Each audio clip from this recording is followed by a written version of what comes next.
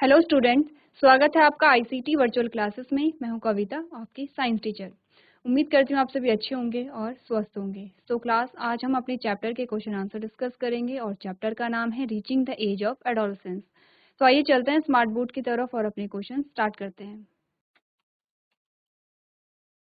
चलिए, तो यहाँ पर क्वेश्चन आंसर देखते हैं। अभी तक आपने जो क्वेश्चंस यहाँ पर डिस्कस किए हैं वो आपने एमसीक्यूज क्वेश्चन डिस्कस किए हैं, यानी कि आपने बहुविकल्पी प्रश्नों को देखा है। आज हम इस चैप्टर के क्वेश्चन आंसर्स को यहाँ पर डिस्कस करेंगे। चलिए, तो सबसे पहला जो क्वेश्चन आपसे पूछा गया है, क्वेश्चन में है what is the term used for chemical secretion of endocrine glands responsible for changes taking place in the body. आपको बताना है कि शरीर में होने वाले परिवर्तनों के लिए जिम्मेदार अंतःस्रावी ग्रंथियों के रासायनिक स्राव के लिए किस शब्द का प्रयोग किया जाता है। तो देखिए, क्वेश्चन ये आपसे काफी कुछ चीजें बता रहा है। जैसे कि आपको बोला गया है कि जो एंडोक्राइन ग्लैंड है, जो अंतःस्रावी ग्रंथियां हैं, उससे कुछ केमिकल सिक्रीट हो रहे हैं, कुछ केमिकल्स यहाँ पर निकल रहे हैं। क्या कहते हैं उन केमिकल्स को? तो इससे पहले आपने बात की है, देखिए ग्लैंड जो होते हैं, जो ग्रंथियां होती है, हमारी दो प्रकार की ग्रंथियां हमारे पास आती हैं। कौन कौन सी आती हैं? आपने बोला अंतःस्रावी ग्रंथि और बहिःस्रावी ग्रंथि। ठीक है, तो अंतःस्रावी ग्रंथि में आपने क्या पढ़ा था? आपने कहा था जो अंतःस्रावी ग्रंथियां होती हैं हमारे पास, वो क्या करती हैं? अंतःस्रावी ग्रंथियां क्या करती है? कुछ केमिकल को क्या करेंगे? सिक्रीट करेंगी। केमिकल को सिक्रीट करेंगी तो क्या कर रहे हैं? आपने कहा कि बॉडी में चेंजेस यहाँ पर आ रहे हैं। तो एंडोक्राइन ग्लैंड्स हमेशा यहाँ पे हार्मोन को सिक्रीट करती हैं। ठीक है, क्या करेंगे? हार्मोन्स को यहाँ पर सिक्रीट करती हैं। चलिए, तो आंसर यहाँ पर पढ़ लें। आपने बोला था chemical substances secreted by the endocrine glands called hormones. क्या कहते हैं? आपने बोला अंतःस्रावी ग्रंथियों द्वारा स्रावित रासायनिक पदार्थों को हार्मोन कहा जाता है। Hormones are responsible for the changes taking place in the body, यानी कि शरीर में होने वाले बदलावों के लिए जो हार्मोन्स होते हैं वो जिम्मेदार होते हैं। क्लियर है इतनी बात?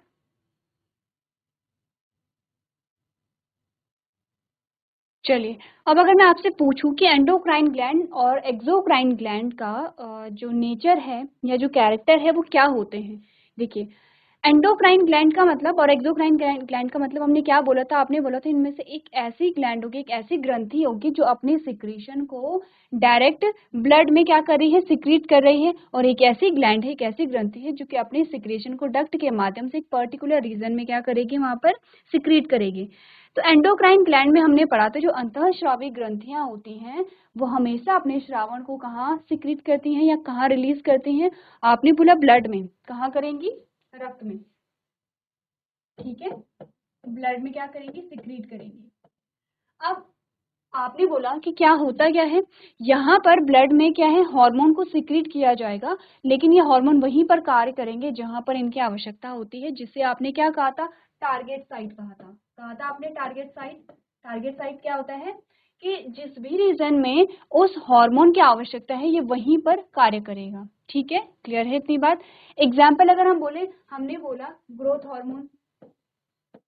हमने बोला ग्रोथ हार्मोन कहाँ से सिक्रीट होता है? ग्रोथ हार्मोन पिट्यूटरी से होता है।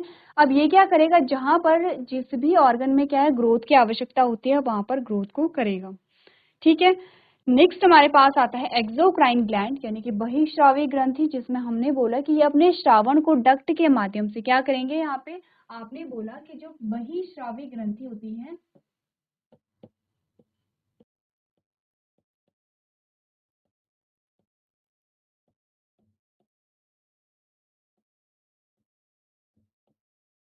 जो बहिःस्रावी ग्रंथियां होती हैं ये यहाँ पर किसका यूज करती हैं? डक्ट का इस्तेमाल करती हैं। और जब ये डक्ट का यूज यहाँ पर करती हैं तो ये क्या करेंगी? जो टारगेट ऑर्गन होंगे, ठीक है, टारगेट ऑर्गन कहिए या टारगेट साइट कहिए, ये सीधे टारगेट साइट पर ही क्या करेंगे? अपने श्रावण को श्रावित करती हैं।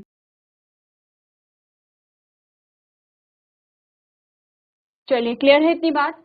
नेक्स्ट क्वेश्चन हम देख लेते हैं। अगला जो प्रश्न आपके पास आया है, आपको पूछा गया है डिफाइन एडोलसेंस, यानी कि किशोर अवस्था को परिभाषित कीजिए। क्या होती है किशोर अवस्था? तो आपने बोला the period which comes between the beginning of adulthood and puberty is called adolescence। यानी कि वयस्कता की शुरुआत और युवावस्था के बीच का जो समय होता है उसे आप क्या कहते हैं, किशोरावस्था कहते हैं। In this period, the body undergoes a different changes alongside attaining reproductive maturity। यानी कि इस अवधि में शरीर प्रजनन परिपक्वता प्राप्त करने के साथ साथ विभिन्न परिवर्तनों से गुजरता है। It start somewhat at the age of 11 and ends at the age of 18 और 19। यानी कि क्या होता है, जो इसकी एज है स्टार्ट होने की वो 11 से 13 वर्ष होती है और कब तक चलती है, 18 या 19 वर्ष की आयु तक चलती है। The period of adolescence may differ from a person to person। यानी कि किशोरावस्था की अवधि हर व्यक्ति में विभिन्न हो सकती है। ठीक है, विभिन्न हो सकती है, क्या क्या मतलब है, देखिए हमने बोला था हमारी बॉडी में जो भी चेंजेस आते हैं, हमारी बॉडी में चेंजेस आते रहते हैं तो उनका जो पैटर्न है वो फिक्स होता है। ठीक है, क्लियर है। पैटर्न का क्या मतलब हुआ, पैटर्न का मतलब यहाँ पर हुआ कि आपने बोला कि जब कोई नवजात शिशु था तो उसे बोलना नहीं आता था या उसे चलना नहीं आता था, उसे पहचाना नहीं आता था, उसे लैंग्वेज नहीं आती थी, तो धीरे धीरे जैसे जैसे वो बड़ा हुआ उसने वो सारी चीजें सीखी, वो बाल्यावस्था में आया। ठीक है, बाल्यावस्था के बाद आपके पास क्या आती है, किशोरावस्था आती है। ठीक है, किशोरावस्था के बाद क्या होता है, आप अडल्टहुड में आते हैं। तो यहाँ पर क्या है, जो पैटर्न है आपके पास वो सेम होता है सब में। सबसे पहले यही होगा कि बाल्यावस्था ही आएगी, उसके बाद किशोरावस्था आएगी, उसके बाद क्या हो गया आपके पास, जो अडल्टहुड आता है वो आपके पास आएगा। लेकिन आपने बोला इसकी जो एज है वो वेरी कर सकती है पर्सन टू पर्सन। जैसे कि हमने बोला कि 11 से 13 वर्ष की उम्र में क्या होता है, किशोरावस्था शुरू होती है। हो सकता है किसी में 11 वर्ष की उम्र में शुरू हो गया है, हो सकता है किसी में 12 वर्ष की उम्र में शुरू हुई, हो सकता है किसी में 13 वर्ष की उम्र में शुरू हुई। ठीक है, तो ऐसा नहीं है कि अगर हमने बोला कि 11 वर्ष की उम्र में जो किशोरावस्था है वो शुरू हो जाती है तो सब में ही 11 वर्ष की उम्र में हो गया, ऐसा नहीं होता है। तो यहाँ पर क्या होता है, वैरी करता है। बाकी पैटर्न की अगर हम बात करें, आपने बोला किशोरावस्था आएगी, सब में जो चेंजेस होंगे वो एक जैसे ही चेंजेस होते हैं। ठीक है, गर्ल्स में है तो गर्ल्स में सारी ही गर्ल्स में एक जैसे चेंजेस आएंगे, बॉयज है तो सारे बॉयज में एक जैसे चेंजेस आ रहे हैं। तो आपको ये समझना है कि पैटर्न सेम होगा लेकिन एज यहाँ पर वैरी कर सकती है। ठीक है, क्लियर है इतनी बात। तो एक बार अपने क्वेश्चन को देखिए आप लोग।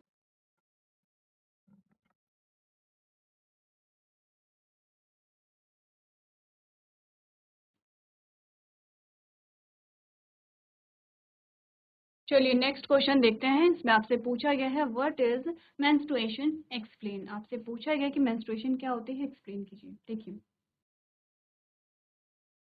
यहाँ पर हम जब भी बात करेंगे मेंस्ट्रुएशन की तो सबसे पहले हम बात करेंगे यहाँ पर फीमेल रिप्रोडक्टिव सिस्टम की। ठीक है, अब आपको फीमेल रिप्रोडक्टिव सिस्टम बनाना आता होगा, इजी है, देख लेते हैं एक बार।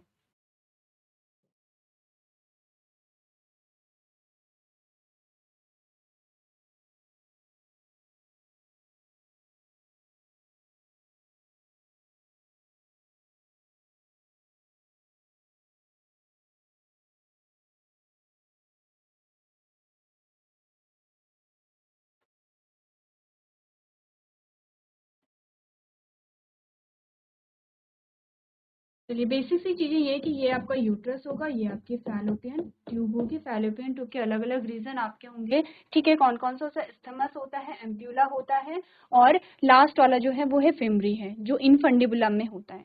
तो आपने बोला ये आपका स्थमस है, ये आपका एम्प्यूला है, ये आपका इनफंडिबुलम है, ये आपकी फिमरी है। क्लियर इतनी बात। अब फैलोपियन ट्यूब की हम बात करते हैं तो आपने बोला फैलोपियन ट्यूब में आपका क्या आता है, क्या होता है, फर्टिलाइजेशन होता है यानी कि निषेचन होता है। तो आपने क्या बोला,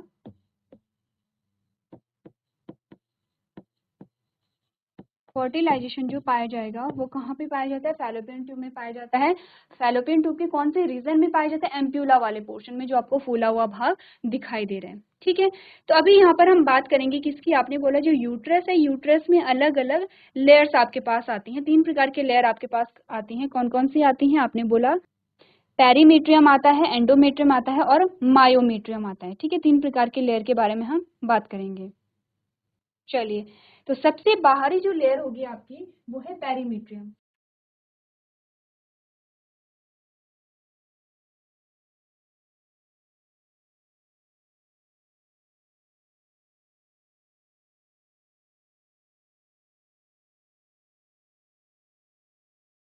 आपने बोला जो सबसे बाहरी वाला पोर्शन है वो आपके पास आता है पेरीमीट्रियम का।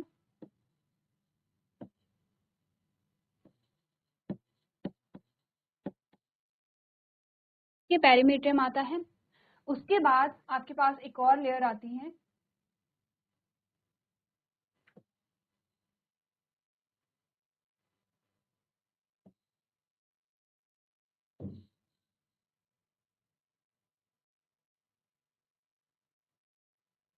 जिसे आप कहते हैं मायोमीट्रियम।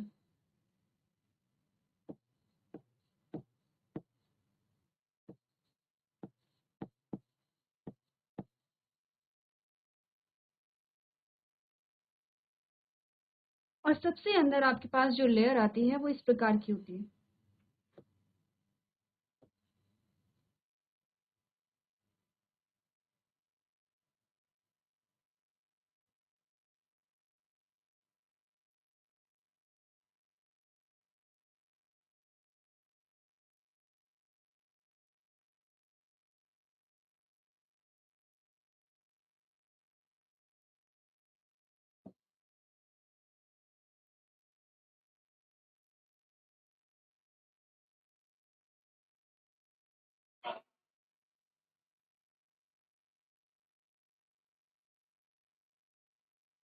तो सबसे इंटरनल जो आपके पास आती है वो है एंडोमेट्रियम। ध्यान दीजिए।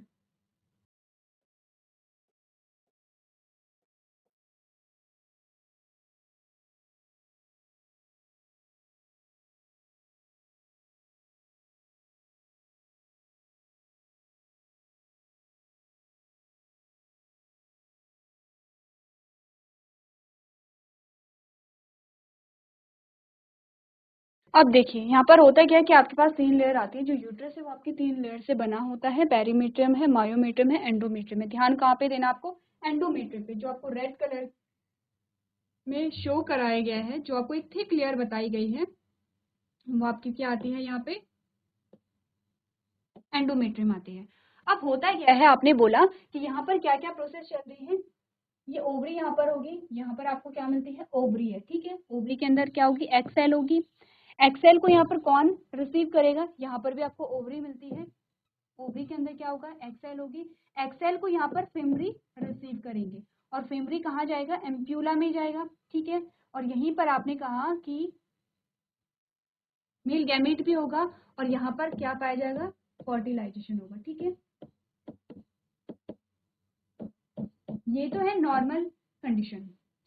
आपको इतना पता है कि क्या होता है। आपने बोला कि हर एक आपके पास क्या है, एक पेयर किसका है? ओवरी का होता है। तो ओवरी में क्या होता है? हर मंथ में एग का प्रोडक्शन होगा, यानी कि फीमेल गैमेट का प्रोडक्शन होगा। फीमेल गैमेट का प्रोडक्शन जब होता है तो फीमेल गैमेट को यहाँ पर जो आपकी फैलोपियन ट्यूब है उसकी जो फिमरी वाला पार्ट है, फिमरी क्या है? जो आपको उंगलीनुमा संरचनाएं दिखाई दे रही है।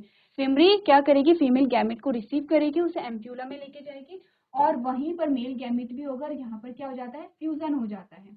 फ्यूजन के बाद जाइगोट आपके पास बन गया। जाइगोट बन गया है। अब जब जाइगोट यहाँ पर बना है तो जाइगोट अब इधर की ओर मूव होने लगेगा इस प्रकार से। जैसे जैसे मूव होगा इसमें क्या होंगे? इसमें चेंजेस आने लगेंगे, इसमें डिवीजन होने लगेंगे और इसमें क्या होगी? यहाँ पे एक सेल से बहुत सारी सेल्स यहाँ पर बनने लगेंगी। जो जाइगोट है, आपने क्या कहा? जाइगोट सिंगल सेल है, ठीक है, सिंगल सेल है, लेकिन क्या है? 2n है, ये भी आप जानते हैं। सिंगल सेल होगी लेकिन 2n होगा। अब जैसे जैसे आगे की ओर बढ़ा, आपने बोला कि यहाँ पर जो जाइगोट था, जो सिंगल सेल थे, उनमें बहुत सारी सेल्स वहां पर बनने लगी क्योंकि डिवीजन हो रहा है। 2 से 4, 4 से 8, 8 से 16, इस प्रकार से जो सेल है, सेल का नंबर इंक्रीज होता चला जा रहा है। अब ये क्या होता है? फर्टिलाइजेशन के कुछ दिन तक इसी प्रकार की प्रोसेस चलती रहेगी और फिर क्या होता है? ये जो आपके पास स्ट्रक्चर आया है, ये जो आपके पास क्या आया है? स्ट्रक्चर आया है, ये कहाँ हो जाता है? जो आपको रेड कलर, अच्छा इसे हम अलग कलर से दिखाते हैं इस प्रकार से।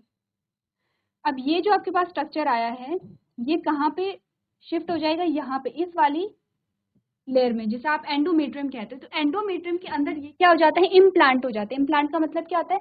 ये शिफ्ट हो गया है कहाँ पर? एंडोमेट्रियम में। अब यहाँ पर जब एंडोमेट्रियम में ये इम्प्लांट हो जाता है तो यहीं पर जो एम्ब्रियो है, जो भ्रूण है, उसका विकास होगा। ठीक है, आपने क्या बोला, जाइगोट से ही आपका एम्ब्रियो बनेगा, जाइगोट से ही आपका क्या बनेगा, पूरा जो न्यू बॉर्न है उसका फॉर्मेशन होगा। तो आपने बोला कि कुछ टाइम तक, कुछ दिनों तक तो क्या होता है, जो जाइगोट है वो इधर की ओर मूव करता रहता है और उसमें चेंजेस हो जाते हैं। एक सेल से यहाँ पे बहुत सारी सेल्स बननी शुरू हो जाती हैं और क्या होगा, ये यहाँ एंडोमेट्रियम वाले पोर्शन में क्या होगा, इम्प्लांट हो जाता है, वहाँ फिक्स हो जाता है। अगर यहाँ पे फर्टिलाइजेशन हुआ है तो इधर इम्प्लांट हो गया, अगर यहाँ पे फर्टिलाइजेशन होता है तो इस वाली साइड में इम्प्लांट हो जाता है। ठीक है, क्लियर है इतनी बात।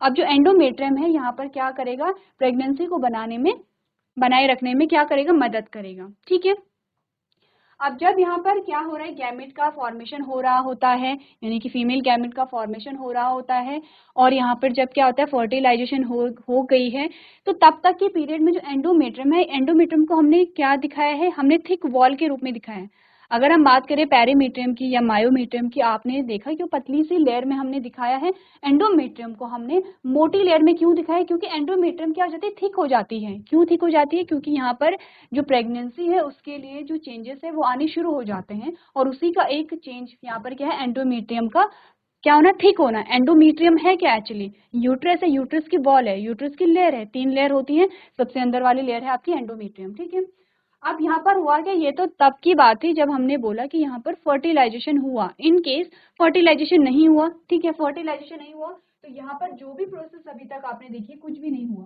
यानी कि ना तो फर्टिलाइजेशन हुआ क्योंकि फिमरी ने कोई एक्सेल रिसीव ही नहीं की, ना ही यहाँ पर क्या हुआ, फर्टिलाइजेशन हुआ तो जाइगोट नहीं बना। जाइगोट अगर नहीं बना तो आपने बोला इम्प्लांट कुछ भी नहीं हुआ इधर। ठीक है, इम्प्लांट कुछ हुआ ही नहीं। अब क्या होगा, जो फीमेल गैमीट है उसे रिसीव तो करेगी, गैमीट तो यहाँ पर क्या होगा, रिसीव होगा। एम्प्यूला में गैमीट आ गया है, एम्प्यूला में गैमीट आया, लेकिन यहाँ पर क्या हुआ, फ्यूजन नहीं हुआ, फ्यूजन नहीं हुआ तो क्या होगा, ये जो गैमीट है, फीमेल गैमीट है, वो क्या होगा, यहाँ पर रिमूव हो जाएगा, डिस्ट्रॉय हो जाएगा। ठीक है, क्योंकि इसकी लाइफ क्या होती है, कम होती है, 24 आवर्स की होती है। अगर यहाँ पर 24 घंटे तक फर्टिलाइजेशन हो गई तो ठीक है, वरना जो फीमेल गैमीट है, यहाँ पर जो एक्सेल है वो रिमूव हो जाती है, और इस एक्सेल के साथ साथ यहाँ पर जो एंडोमेट्रियम है वो भी यहाँ पर रिमूव हो जाएगी। ठीक है, क्लियर है इतनी बात। और इसी प्रोसेस को आप क्या कहते हैं, मेंस्ट्रुएशन कहते हैं। तो हो क्या रहा है मेंस्ट्रुएशन में, आपने कहा कि जो एंडोमेट्रियम है वो क्या हो रही है, यहाँ पर डिस्ट्रॉय होगी, वो रिलीज होगी, यहाँ पर जो एक्सेल है वो यहाँ पर रिलीज होगा। क्लियर है इतनी बात। तो सिंपल सी चीजें हैं जो कि अभी आपने डायग्राम में समझी हैं, वही चीजें हम यहाँ पर पढ़ लेते हैं।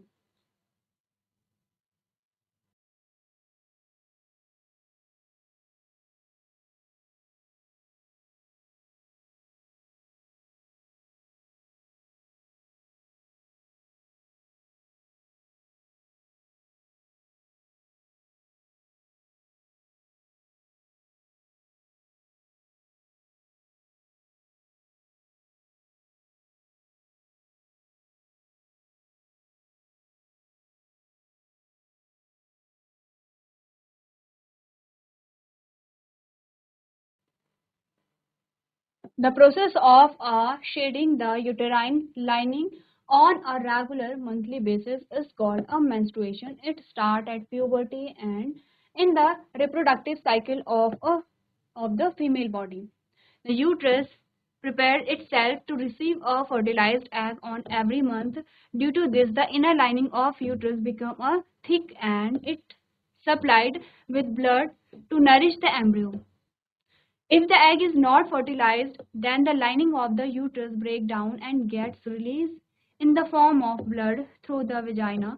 The time period for this is about 2 to 8 days every month, and this monthly cycle is known as a menstrual cycle. Clear है, वही चीज आपको बताई गई है जो हमने पढ़ी थी। एक बार आप अपने आंसर को पढ़िए और नोट कीजिए।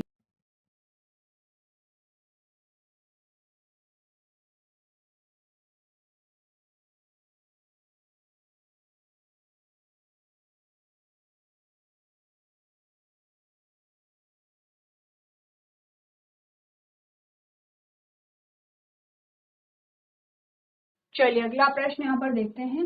यहाँ पर आपसे पूछा गया है, list changes in the body that takes place in puberty. कि प्यूबर्टी में आपकी बॉडी में क्या क्या चेंजेस आते हैं वो आपको यहाँ पर बताने हैं।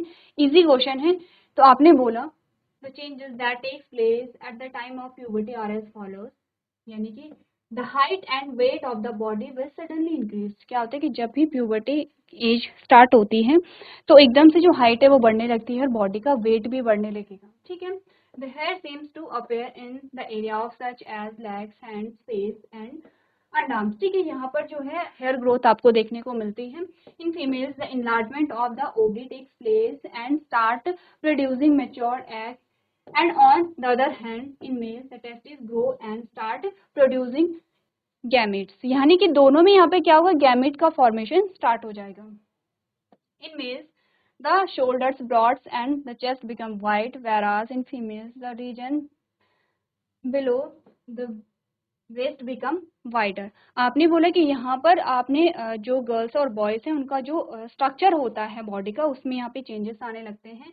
Acne seems to appear because of the excessive secretion of oil from the skin. अब यहाँ पर आपको एक्ने देखने को मिलता है, पिंपल्स देखने को मिलते हैं, क्यों? क्योंकि यहाँ पर जो आपकी ऑयल ग्लैंड है वो यहाँ पर ऑयल का सिक्रीशन करने लगती है। In boys, the larynx become prominent under the influence of hormones and the vocal cord become longer and thicker, resulting in a harsh voice। अब यहाँ पर क्या होता है, जो लैरिंग्स होता है, लैरिंग्स आपने पढ़ा है जब आप डाइजेस्टिव सिस्टम पढ़े थे, लैरिंग्स आपने पढ़ा, फेरिंग्स आपने पढ़ा। तो आपने बोला कि जो वॉइस होते हैं उनमें जो लैरिंग्स होता है वो क्या होता है, उसका डेवलपमेंट होने लगता है, ठीक है। और यही रीजन है कि जो यहाँ पर बॉयज होते हैं उनकी जो आवाज होती है वो कैसे होती है, मोटी होती है, हार्श होती है, ठीक है। फीमेल के आपने देखा होगा कि जो फीमेल की जो वॉइस होती है वो कैसे होगी, सॉफ्ट यहाँ पर होगी, ठीक है। चलिए, तो कुछ यहाँ पर आपके पास चेंजेस जो आए हैं उन्हें आप अपनी कॉपी में नोट कर सकते हैं।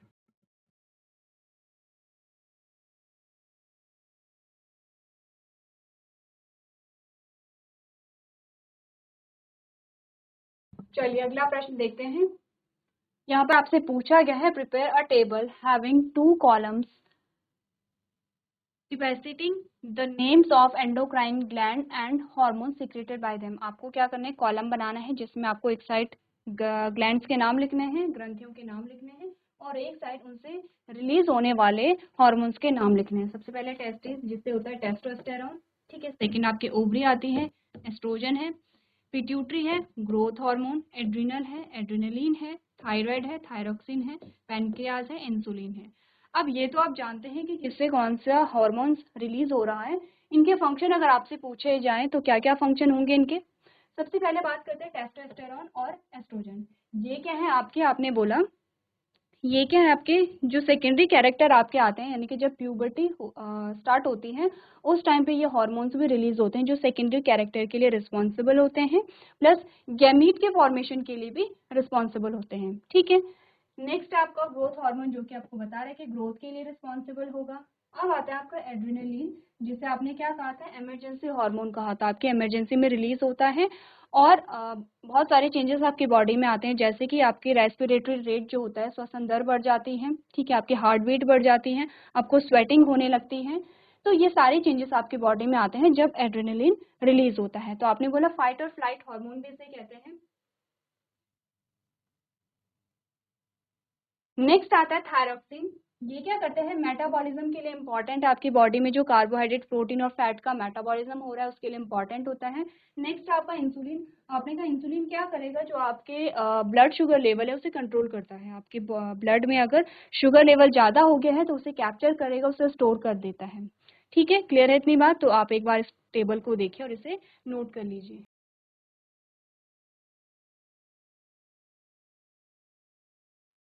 चलिए अगला प्रश्न देख लेते हैं। इसमें आपसे पूछा गया है, what are sex hormones, why are they named so, state their function. ठीक है, आपको बताने हैं कि हार्मोन्स के बारे में। आपने बोला the chemical substances produced by the sex organs are called sex hormones. For example in female hormone produced by ovary is called oestrogen. ठीक है, फीमेल में आपने बोला एस्ट्रोजन यहाँ पर ओवरी के द्वारा रिलीज हो रहा है, और मेल में जो रिलीज होने वाला हार्मोन है उसे आपने टेस्टोस्टेरोन कहा, क्योंकि सेकेंडरी कैरेक्टर हमने बात की थी, सेकेंडरी कैरेक्टर आ रहे हैं। और आपने बोला कि यहाँ पर क्या होगा, इन्हीं के कारण आपने क्या बोला कि यहाँ पे जो प्यूबर्टी है वो स्टार्ट हो गई, आपको देखने को मिल रही है। तो तो कुछ फंक्शन आपको बताए गए हैं एस्ट्रोजन और टेस्टोस्टेरोन के। एस्ट्रोजन में आपने बोला था this hormone is responsible for development of a secondary sexual character in females like enlargement of breast, development of female reproductive organs etcetera. ठीक है, यहाँ पर क्या होगा, आपने बोला देखिए यहाँ पर रिप्रोडक्टिव सिस्टम पहले था, प्रजनन जो तंत्र है वो था, लेकिन उसमें डेवलपमेंट हो रहा है, यानी कि उसमें क्या होगा, अब युग्मक का निर्माण शुरू हो जाएगा। सेम वही फंक्शन किसका होगा, यहाँ पर टेस्टोस्टेरोन का होगा। ठीक है, क्लियर है इतनी बात।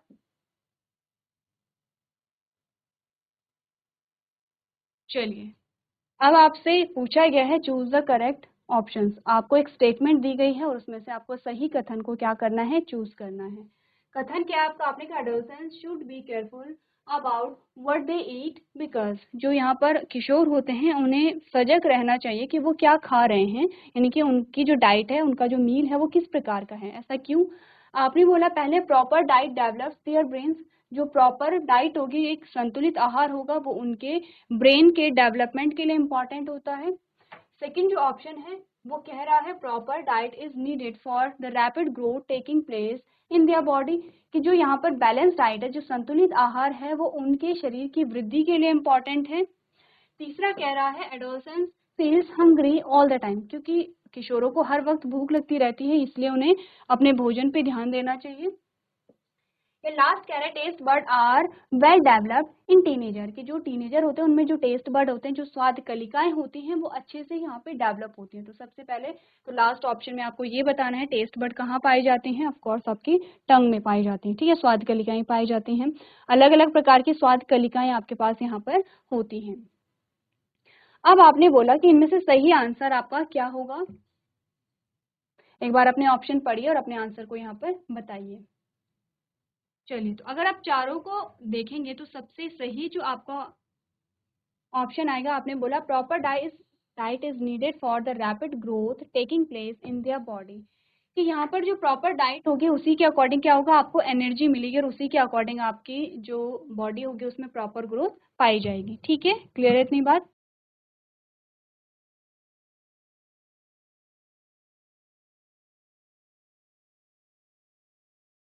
चलिए, सो क्लास हमने कुछ क्वेश्चन आंसर्स को डिस्कस किया है, तो इसी प्रकार के जो और क्वेश्चन आपके पास आते हैं आप इसी प्रकार से इन्हें डिस्कस करते रहेंगे।